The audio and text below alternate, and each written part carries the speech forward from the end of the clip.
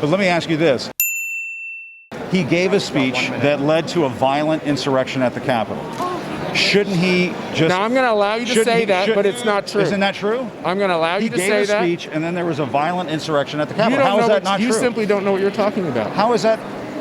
What do you mean? Well, you should look at the timeline of when things happened. He gave a speech, and they were hanging Trump flags at the Capitol. Give me the exact words from the speech that said take over the Capitol and pursue violence. Use those words. I'll be quiet. I don't have the speech right in front of me. I don't have the text in front of me, but he said, let's walk down to the Capitol. Jim, you seem so certain. He said peacefully, by the way. What's up, guys? Nuance Bro checking in. We're here at CPAC, the Conservative Political Action Conference 2021 here in Orlando, Florida. Let's go talk to people, see what's going on. So we're here with Mr. Matt Schlapp. You are, what would you say, founder of CPAC? Not I'm not that old. I look old, but I'm not that old. You run the show. That's what I do. That's right. There we go. And you had a recent exchange, I guess, with Mr. Acosta. What was that like?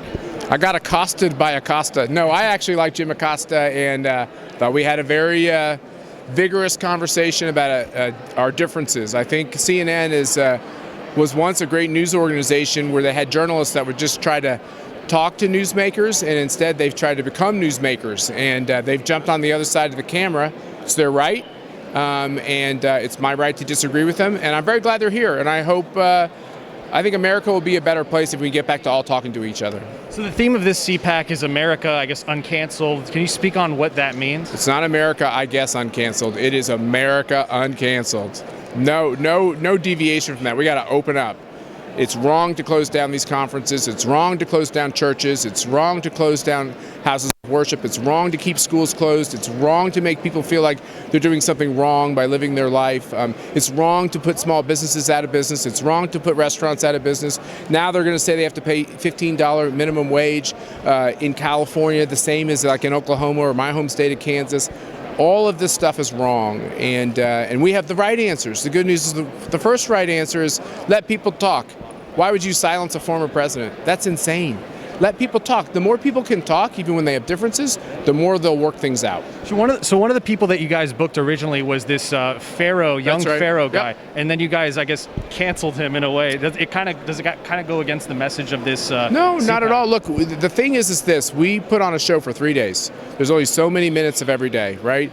We are very, very careful in what we talk about on the stage.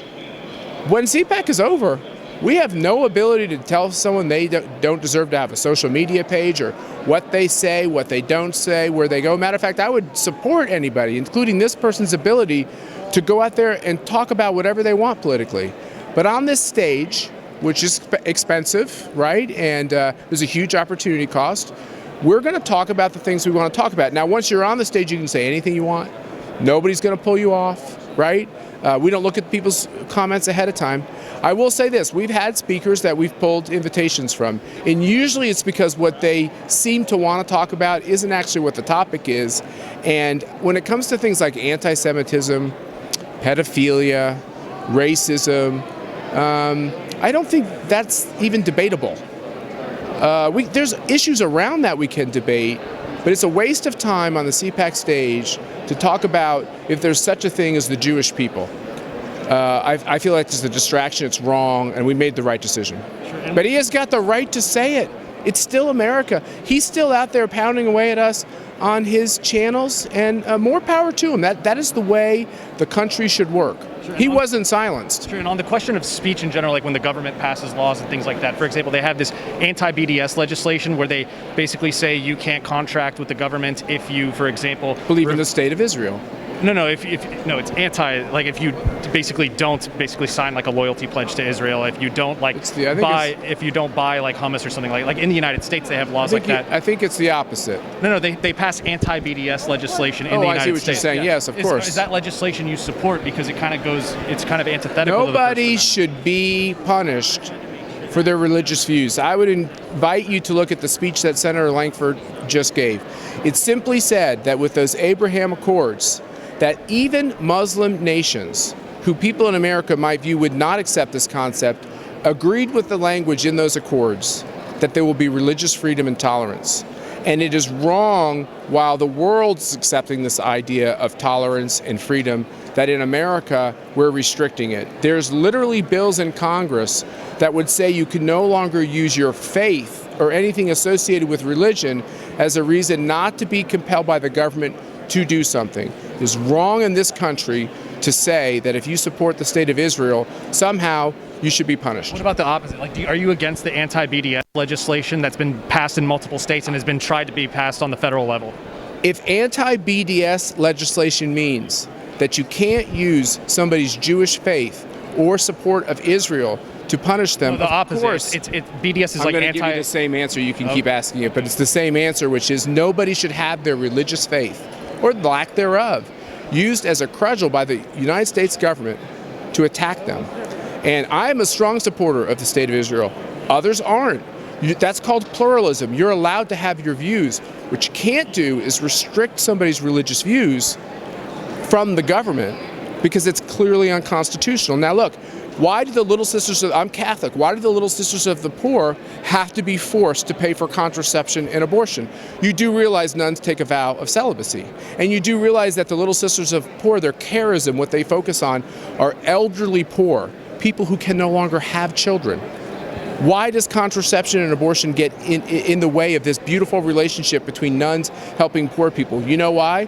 Because that's the modern socialist movement, where you must accept certain radical norms, as they would call them, in absolutely every part of society. And it's one of the reasons why we have such toxicity. So nobody should be forced to sign a pledge, for example, to support a foreign nation in order to be hired by the federal government or even a state government. I'm going to give you the same answer I keep giving you, which is you have the right to support the state of Israel in this country, and you have the right to not support the state of Israel in this country. What you don't have the right to do is to use your government power to persecute the Jewish people, Christian people, people who have a particular faith, people who have no faith, and they believe that's kind of like a statement of faith.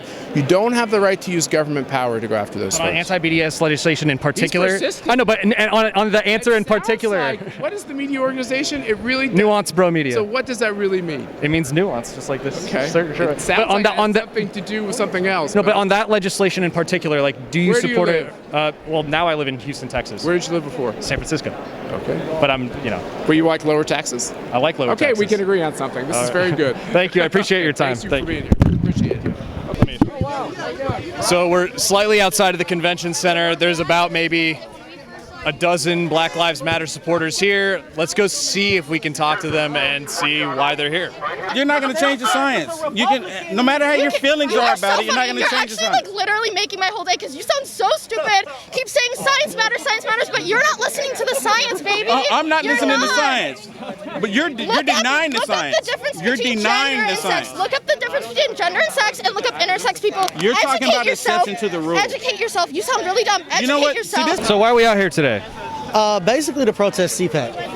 And why is that?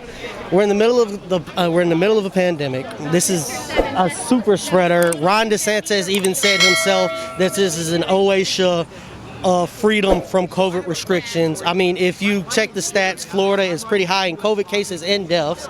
Not only that, you have politicians here that are neglecting their duties in their states. Ted Cruz, he even went on stage last night and said Orlando's awesome, but Cancun is better. That's kind of making fun of the whole fact that you dipped out on the state that you were elected. Taking the heat off of them. Yes. There's more reasons. So is it mostly pandemic related that you guys are out here? I'm out here because Republicans, period. Like, And why is that? first of all, let me state this before you catch me up on some shit. Sure. Basically a shirt. Republicans and Democrats, I'm completely anti-government. Politicians don't care about working class people. And the more we keep fighting this left and right divide, the working class people will continue to suffer. I'm out here because I'm anti-government. Like, if this was a Democrat convention, I'd be out here saying the same. Did you vote for Biden at all? Or? I didn't vote. I'm a full disclosure, I'm a felon. So, I lost that right to vote. Which, I mean, don't you kind of think that's unconstitutional? I did my time, I served my time, I did my punishment, but I still can't vote. Sure. And what are some policies that you would like to see enacted if people you liked were in power? I guess. Y'all gonna call me socialist for this, but I believe in order to make our country a superpower again, we need to give free education away. And I'm not talking about like doctor education. No, pay for that. I'm talking about basic education, like going to school, learning to be a plumber, learning to be a welder. They used to teach that in high school. I mean, so like we already have K through 12. You just maybe reintroduce that in the K through 12 system. Bring back school funding. Like the reason that a lot of schools got rid of them programs is because Republicans and Democrats cut school funding. Also open up more mental health institutions instead of letting our jails handle people who are having mental health problems. Do you feel like most people here disagree with what you're saying, like right now, what you just told me? Of course they do, because All right, let's bring this guy in. actually I like to take that back. Once you drop labels, a lot of people on both sides agree with the same thing. So let's How's it going? So you're a Republican? Yep, I'm a Republican, that's right. So let me ask you this. In our K through 12 system, obviously it's a free system. You support that? The K through 12 system is public education. Yeah. The way that it's currently set up, I do not believe support in it Common Core. existing? Oh, of course, I support the existence. Do you of it, yes. support employing like skills-based education in high school, like teaching people how to be plumbers and welders? Oh, very much so. Right now, I told you. Right now, we have this idea where everybody needs to go to college, right? It's kind of become this doctrine where everybody needs to go. But there's a lot of, being a plumber, being an electrician, these are valuable professions, and we don't give them the credit that they deserve. So you agree? But can I point something out? But when when people explain that, a lot of people on your side claim that's socialism. Because they're like, that's free education. You see what I'm saying? Sure. But it's not socialism. It's actually making sure our youth our most valuable assets are actually having a better future. I don't think most people consider that socialism. I mean, a lot of people send their kids to public school. I don't think they would consider that socialism. I think when they think of socialism, they think about, seizing the means of production, like taking someone's business and like getting it away and giving it to the workers. Socialism is the workers owning the means of production. It's a transitionary period to communism. That's why you have all of this fear of socialism, because we've seen where it leads. It leads to communism, and we know where communism leads. There's a sign over here that says 500,000 deaths, or 500,000 deaths, and it's referencing COVID. That's a tragedy. You know what else is a tragedy? 100 million deaths from communism. That's a tragedy. So we want to avoid that. We're going to do everything that we can to avoid that, because that is a future that Americans are not going to accept. Is that something you agree with? Communism? No, I'm saying, do you agree with his characterization or anything? I mean, he stated what it was, 100 million deaths. Dude, how many deaths has America been responsible for dealing with foreign countries when we should be taking the money we've been spending since 1950 in the Middle East? We could have took that money and reinvested it into our own country. How many people were killed? That number I do not know, but every system has a cost. It's just about which one has less of a cost, I guess. And that's globalist nation building. That's what that is. It's this neoconservative idea of trying to build up democracy, trying to spread democracy. It's politically universalist, it's globalist. And if you ask a lot of the people, you ask me, if you ask the modern Republican Party, we don't want to be going and bombing Syrian kids, right? We don't want to be bombing hospitals in Afghanistan. Joe Biden just did yesterday. And I'm against that, bro. Good. I'm not a Biden fan. I'm not implying that you are. No, I appreciate that, yeah. But if you look at the side, the left pretends that they are the victims. They pretend that they are the people fighting back against the oppressor. They're fighting the power. They're not fighting the power. They are the power. They're in lockstep with the military-industrial complex. They're in lockstep with the oligarchs. They're in lockstep with the elites in this country that want to continue this program, this system of invading the world and inviting the world. And it doesn't work for anybody abroad, and it certainly doesn't work for Americans here. And that's why the Republican Party is forging a new nationalism that is built on American pride and defending ourselves and affirming our history, affirming our culture and our way of life, while not trying to impose democracy or any other political system on the rest of the world. I saw you nodding to a lot of the things he said. Do you agree with most of that? Because I want to point out a couple things. The military-industrial complex not only owns the left, they own the right. I mean, it's both parties. It's not left or right. It's the whole people. You agree with that? I would say it's the establishment of both parties. It's the John McCains, it's the Mitt Romneys. It's not the Donald Trumps, it's not the Josh Hawleys, right? And that's what the Republican Party, the Republican base, not the donor class, not the elites, but Trump was pushing weapons deals to countries like Saudi Arabia and things like that. If you compare him to the rest of the foreign policy history, I mean, I don't know about that. He was really trying to push some of these weapons deals. He was even saying like, and this is good for our weapons dealers and things like that. Sure, I mean, he did meet with Saudi Arabia, and there is things that I'm going to criticize about Trump and about his foreign policy. But if you compare him with Obama or with Biden, who just bombed Syria after less than a month, about a month in, right? He was a deviation from the norm in that way. Maybe not in the way that I wanted to see, maybe not as pure as we would like, but the Republican Party is changing, and it's changing largely because of Trump, and we are moving towards this non-interventionism, which is something that I absolutely support. So it seems like you guys agree on a lot. Can we get you guys to shake hands? How about that? Absolutely. There we go. Very cool. Hey, but don't stop at just Obama. It was, you gotta thank Bush. both the Bushes. Oh, yeah, absolutely. It's, as I say, the people in power all together. It's, you bomb countries, you go to war, taxpayers pay for it, and politicians pocket money. So why are we out here today? We're out here to promote America first. You know, we want our country. We want America first.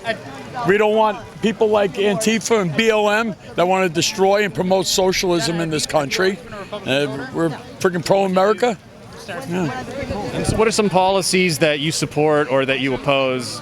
You know, I support any policy that stands for America first. What does that mean? Like, what's an example? Putting the American people first, bringing the jobs here to this country, putting us first. We got homeless people in the streets, and we're worried about transgender assignment in Pakistan. What the hell are we giving them money for? That's not America first, and I'm a taxpayer.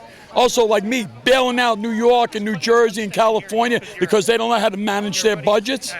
That's not America first. That's called helping the Democrats first. So when Bernie Sanders pushes for things like the $15 minimum wage, no. Well, hold on, and he also pushes for things like stricter trade deals that give better deals to jobs that are here in the United States and unions and things like that. Is that something you support? I support anything that's better for the United States. But is that an example? No, $15 minimum wage was never designed for people to live on. I wish everybody would get that through your head. You're going to pay somebody $15 to friggin' flip a hamburger, but then there's somebody that actually goes to school and learns how to take a trade. He's making $18 an hour, so some guy should make $3 less than him and doesn't know his ass from his elbow? Sure, so what about 15? Minimum wage is just designed to get your feet wet. It's for high school kids to go out and get a job and get a little work ethic. But isn't the reality that some people, they might be, older and they don't have like the ability to get a higher skilled job? Why not? Maybe they're stupid. Maybe they aren't there low IQ people in the world, and do they deserve not to live and make? Then they could probably get government assistance too. You know, so isn't that a bad thing? Wouldn't we want to get them off of government assistance? Of course, we want to get them off of government assistance. But you want to know something? I went to school. Nobody paid for my education. I ask anybody for no handouts to help me or anything. If I can do it, trust me, anybody can friggin' do it. Wasn't it cheaper back then for people to go to school in the first place as well? Like no, it's called determination. It's called devoting yourself. Were you in the military at all? Yes, I was. Did you go under the GI Bill? No. Okay. I went to school. I'm an electrician. All right, I went to school. My boss paid for my education. All I had to do was work for him. Yeah. But I had to work every day and then go to school at night for 4 years. Would you support a bill, for example, that didn't raise $15 minimum wage? Because maybe it might hurt small businesses. If you want a minimum wage, $9, $10 an hour, that's cool. But $15 an hour is going to kill jobs, not create jobs. Certainly for like small businesses, a lot of them can afford it. They don't have economies of scale. But what about for like billion-dollar companies? Do you support a $15 minimum wage? Put it this way, if you do $15 an hour worth of work, you deserve $15 an hour.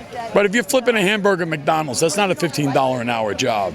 That's a job that you're just getting your feet wet. I mean, they pay that much in other countries for working at McDonald's. So who's to say this is the market? And aren't those countries broke too? No, I don't think Australia or Switzerland are broke. Well, how do we know what their economy's like? Well, how much is their dollar worth over there? I don't have a clue. I think maybe $15 is worth less there than it is here. No, I mean, equivalent to U.S. dollars. I'm talking about. I don't know. I'm not in Australia. I don't know their policies. But I know here, $15 an hour will kill more jobs than it'll create. Are you a supporter of Josh Hawley, for example? I don't even know who he is. Senator from Missouri, Republican. I don't know. So he's a Republican. He's a big sort of, he's one of the rising figures on the right. And he proposed a bill that, maybe not a $15 minimum wage across the board, but for billionaire companies that can afford it, that have the economies of scale. No, it's got to be fair across the board. You can't pick and choose who you're going to friggin' raise $15 an hour. We do that with taxes, where we raise taxes on people who can afford to pay more. It's a progressive tax system, right? Well, if you're making more money, of course you're going to be taxed more, just like in your salary. When I lived in New York, if I went more than 38 hours a week, I brought home less than if I took a 40-hour paycheck. I took home less than a 38-hour paycheck. So I had to put 2 hours every week in the back of the book. All right? So why would I give all my money to the city and state of New York? I worked for it, not them. And they wasted it on friggin' welfare anyway. More waste. Yeah. The Republican Party right now is clearly divided. Is Donald Trump the right option for the Republican Party for the nomination in the next election? Look, we're in 2021 right now. 2024 is a long ways off. It is essential that we focus right now on policy. There's never been a more important time to focus on policy and on principle. There will be plenty of time later to focus on individual personality. Can you do that before that there's a clear leader of the party when Senator McConnell that is exactly what I'm saying. President Trump is still fighting? You've referred to the infighting, and there are a lot of people who want to keep us focused on that infighting, and that requires us to stay focused on the personalities. And what I'm saying is there's not a good reason to do that when we've just gone through a difficult time as a country and as a party.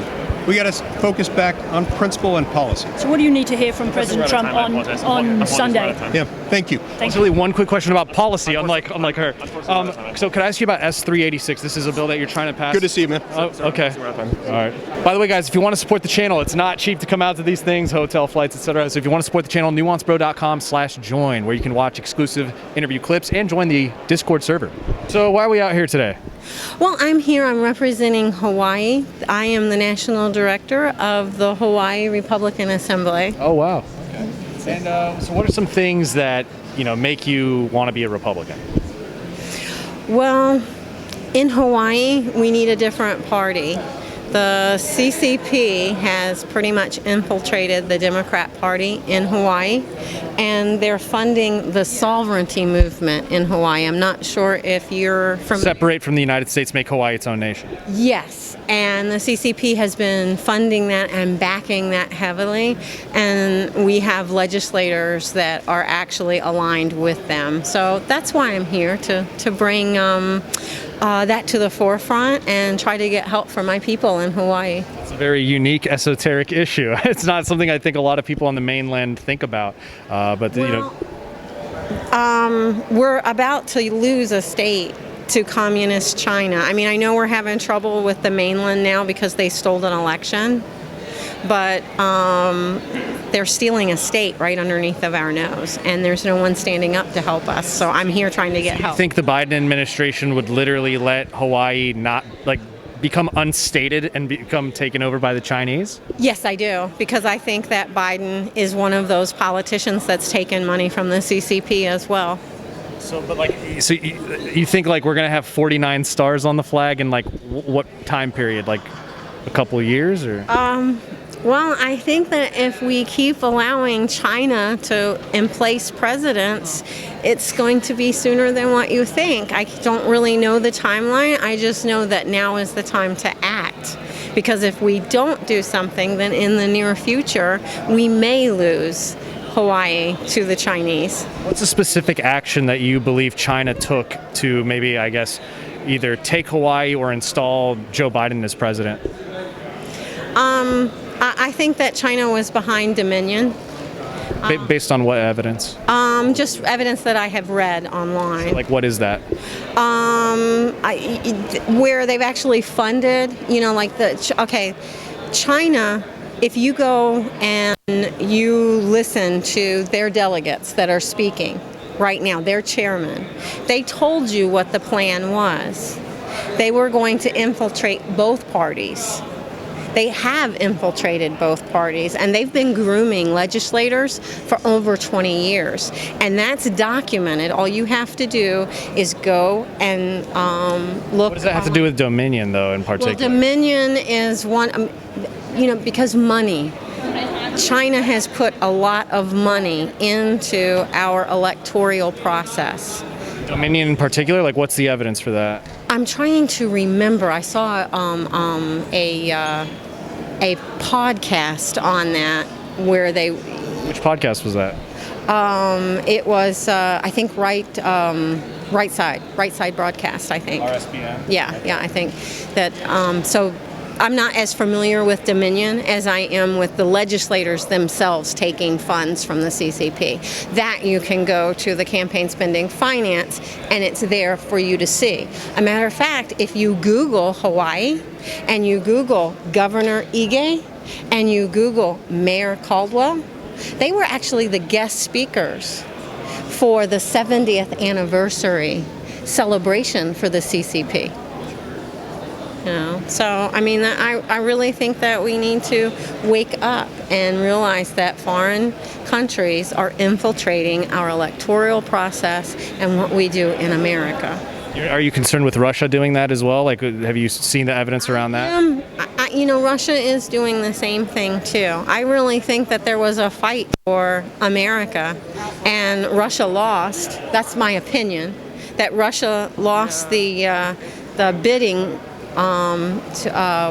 to come in and take over America, and China was winning, so they told on them, basically. I think that's what the WikiLeaks drops was about. They were telling on the other side. They were both. You think Russia controls WikiLeaks?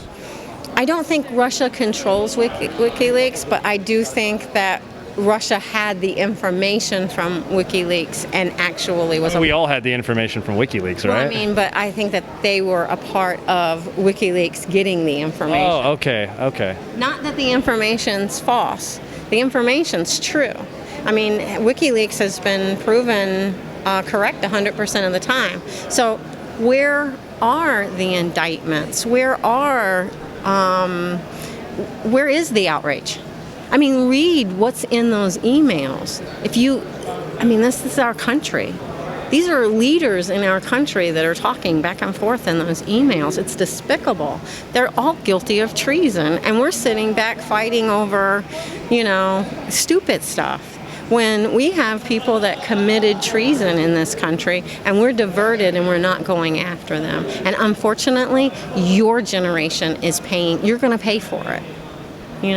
Which is really sad. Would you like to do a push-up competition? Push-up competition. Let's do it. She'd beat you. Let's prove it. Let's do it right now. I'm ready.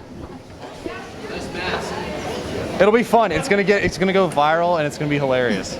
Can we make it happen? Maybe another time. Come on. We can do it right now. I think she could beat you in stiletto, but we have to race to this event, man. I like the idea, though. So why are we out here today? To represent Turning Point and to just be with a bunch of like-minded individuals, in all honesty.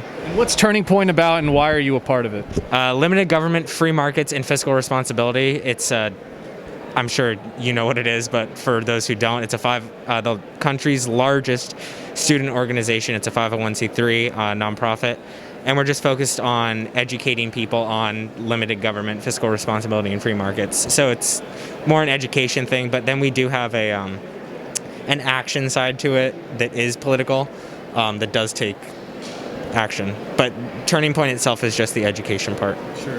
Obviously, what you said, like limited government, free markets, that seems to cover a lot of this like economic side of the political spectrum. But when it comes to like the social side, maybe what's your position on something like immigration? So social side, technically Turning Point doesn't have an official stance.